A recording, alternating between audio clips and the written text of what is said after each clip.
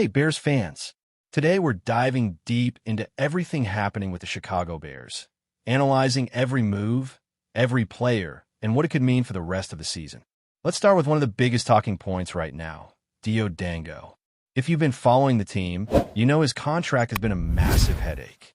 It's one of those deals that looks good on paper if you're thinking about potential upside, but in reality, it's created more problems than solutions.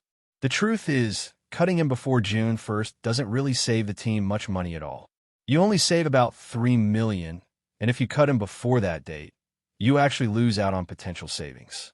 So financially, there isn't really a reason to move him now.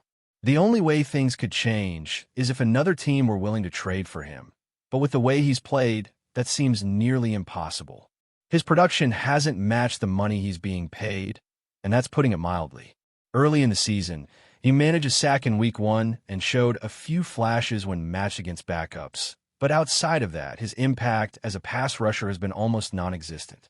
Against a run, he sometimes manages to set the edge and make a play, but his consistency has been questionable at best. In games like the one against Baltimore, he didn't make the impact you would hope from a player of his salary. The reality is, with what he's making, he's underperforming, and that weighs heavily on the defensive line. Fans can hope, pray, and cross their fingers that he finally puts it together. But as it stands, his presence has been more of a liability than an asset. And this brings us to a larger conversation about how the Bears handle player contracts and roster management. Ryan Poles has made some decisions that are tough to defend in hindsight, particularly when it comes to guaranteeing large sums of money to players who have yet to consistently prove themselves. In theory, betting on a young player's potential is smart, but only if the structure of the contract protects the team. Long-term, high-value deals like Dango's leave little flexibility. A 2-year deal with moderate guarantees would have made more sense, allowing the team to cut losses if the performance didn't meet expectations. Instead, the Bears are now stuck navigating the consequences of a contract that commits significant resources without reliable production in return. This isn't just about Dango. It's about a pattern where teams sometimes overcommit financially in hopes of upside, only to realize that football success isn't guaranteed by money. The strategy of drafting for upside and developing talent internally can often yield better results without risking such heavy financial penalties. Shifting over to the offense, the Bears' struggles in short yardage situations remain a major topic of discussion. 3rd and 1 and 4th and 1 plays have been far from consistent, and part of the reason comes down to personnel. DeAndre Swift is talented, but he isn't built to consistently power through defenders like a traditional short yardage back. Kyle Monangai offers some promise in those scenarios with his contact balance, but he isn't exactly a physical juggernaut either. Britton Brown showed flashes during the preseason, demonstrating the ability to push through tacklers and gain critical yardage. But whether he can consistently make a difference in crucial moments is still up in the air. The Bears also haven't executed QB sneaks well, leaving them vulnerable in critical short yardage situations. Penalties and last-minute changes in play calling have further hindered their effectiveness. Overall, the offense needs to tighten up execution and make the most of every opportunity, especially when operating close to the goal line or trying to convert key downs. When we consider potential trades and roster adjustments, DJ and KT have been discussed frequently, but realistically, neither is likely to move before the trade deadline. DJ's contract is substantial, and with his production dipping, teams may hesitate to assume that burden. KT's trade value is uncertain, especially if there are lingering health concerns. These situations feel more like off-season maneuvers rather than immediate in-season moves.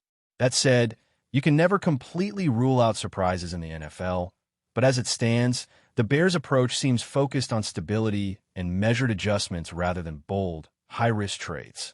Turning attention to the young players, there have been some encouraging developments. Theo, the second-year undrafted left tackle from British Columbia, has exceeded expectations in terms of simply making the roster and stepping into a starting role.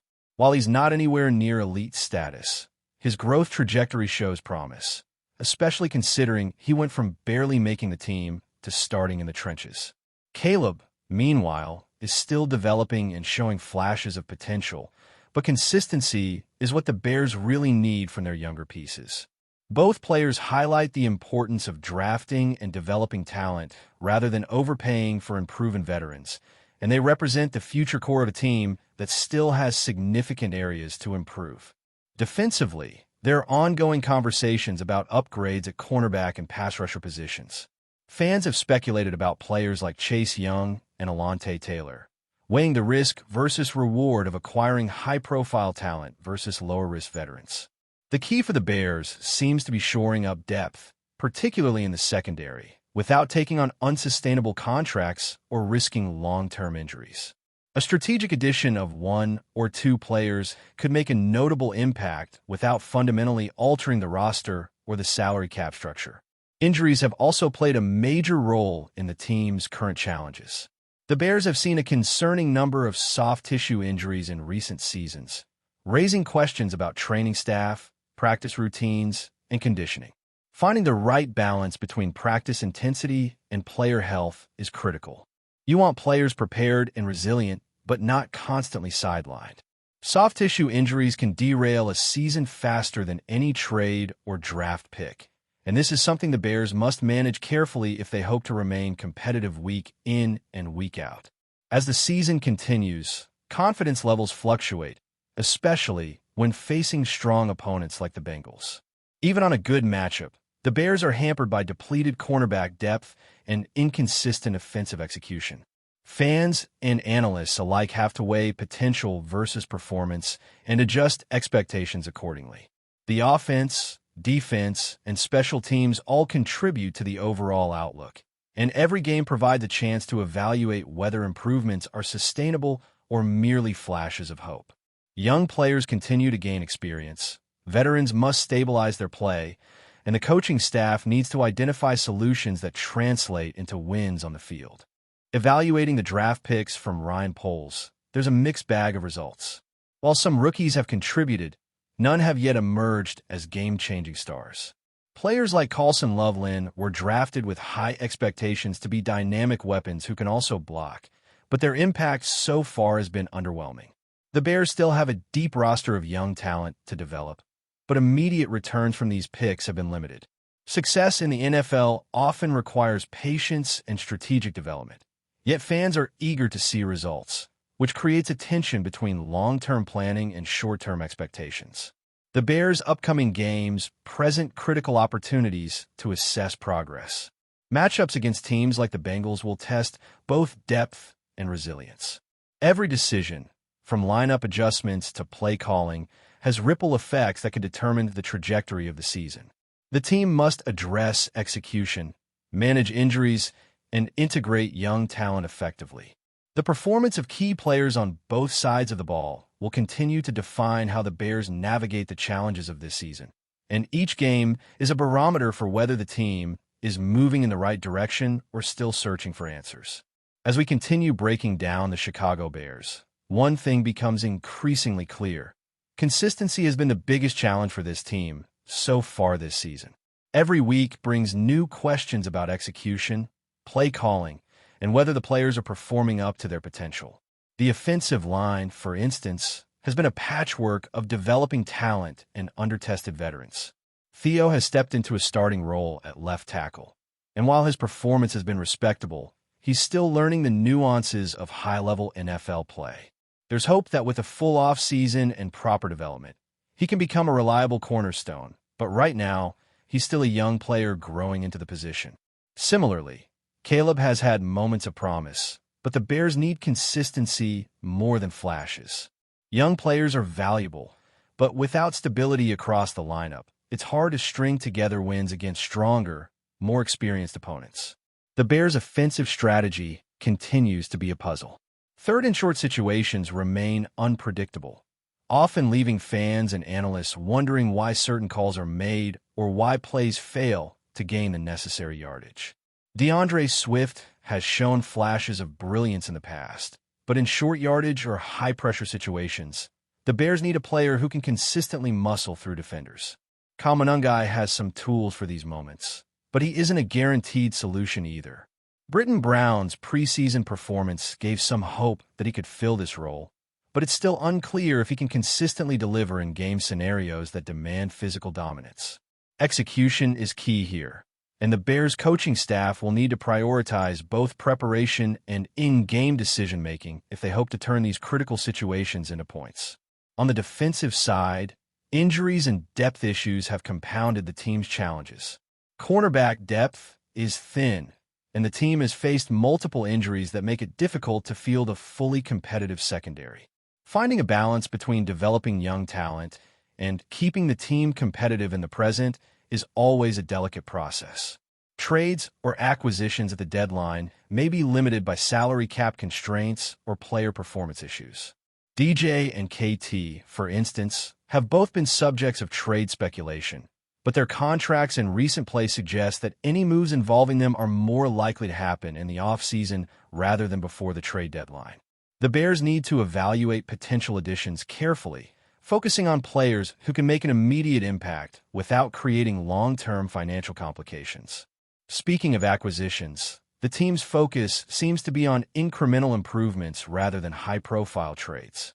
A cornerback addition or a rotational pass rusher could be game-changing if executed properly, but the Bears are unlikely to make sweeping changes mid-season. The coaching staff and front office are aware of the limitations, and their approach appears to be about making strategic, low-risk moves that improve depth and stabilize key positions. This conservative but practical approach reflects a recognition that the team is still developing its identity and cannot afford to gamble on big trades that could disrupt chemistry or strain the cap further. Looking at the coaching staff, first-year adjustments have been noticeable. Managing injuries, conditioning, and soft tissue concerns has been particularly challenging. There's a need for a balance between intensity in practice and injury prevention. While it's essential for players to build physical resilience, overtraining or poor management of recovery can lead to a string of setbacks, which we've seen impact the Bears in recent seasons. The staff must carefully select which practices to push hard and when to prioritize health and preparation over physical repetition. This will be especially critical as the season progresses and games become increasingly competitive. Analyzing the roster further, there are key young players who are slowly establishing themselves. Carlson Loveland, for example, was drafted as a dynamic weapon who could contribute in multiple ways, but so far his impact has been more limited to blocking assignments than explosive playmaking. Luther Burden, another young wide receiver, also has potential, but he's yet to consistently demonstrate the kind of performance that changes games. These rookies are part of a longer-term development strategy, but the team will need to find ways to get more immediate contributions from them to balance the demands of the current season. Similarly, other depth players, while not stars, have had moments where they've made an impact, but the lack of a fully consistent roster means that every game requires adjustments and careful management to maximize performance. Before we continue, don't forget to subscribe to our channel and give this video a like. Your support helps us keep bringing you the latest updates on our Chicago Bears. And don't be shy. Drop your thoughts on the news in the comments below. Whispers have started to dominate NFL circles, and one name is on every fan's lips: Marcus Williams. According to sources close to team management, the Chicago Bears are poised to make a splash that could shake up the league. Rumors suggest that Williams, a player whose talent has been impossible to ignore, is set to join the Bears, and not just as a squad member, but with an expected starting role. Insiders hint that this move could mark a turning point for Chicago's defense, a unit that has struggled to find consistency in recent seasons. Williams' arrival is being described as a statement, a signal that the Bears are ready to invest in immediate impact rather than slow development. Those close to the negotiations say the front office has been in quiet, intense talks for weeks, aiming to secure a player whose name has been linked with several franchises during the offseason buzz. The chatter has been relentless on social media, with fans speculating about how Williams will fit into the Bears scheme. Coaches are reportedly excited about his versatility and leadership on the field, suggesting he could be the linchpin the team has been searching for. If the rumors prove true, the signing could dramatically alter the defensive dynamics in the NFC, forcing rivals to rethink their strategies when facing Chicago. While nothing is officially confirmed, the rumor mill is insistent. Marcus Williams in a Bears jersey, commanding a starting role from day one. Analysts are already debating how this move might impact draft strategies, off-season trades, and even ticket sales, as supporters begin imagining a revitalized defense anchored by one of the game's emerging stars. For now, the league watches with bated breath. Will Chicago finally have the defensive anchor it has long sought? Or is this just another tantalizing story floating through sports media corridors? One thing is clear. The buzz around Marcus Williams and the Bears is impossible to ignore, and if the whispers are accurate, Bears fans could be in for a thrilling ride this season. That's it for this update. If you enjoyed the video and want to stay updated with exclusive news about our Chicago Bears, be sure to subscribe to our channel and hit that like button. We can't wait to hear your thoughts in the comments. See you in the next video.